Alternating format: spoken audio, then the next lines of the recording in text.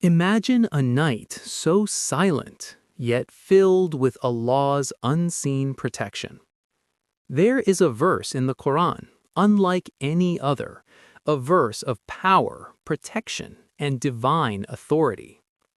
One night, Hazrat Abu Huraira R.A. was guarding the charity collected for the fasting people of Ramadan.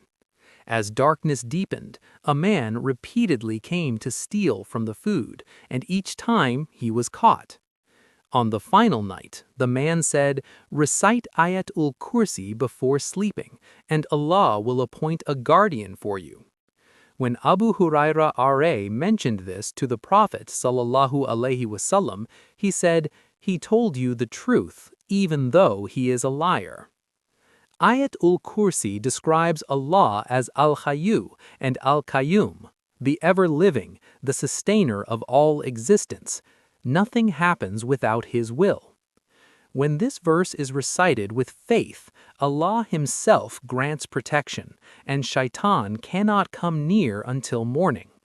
And in moments of fear or anxiety, this verse reminds the heart that Allah is in complete control.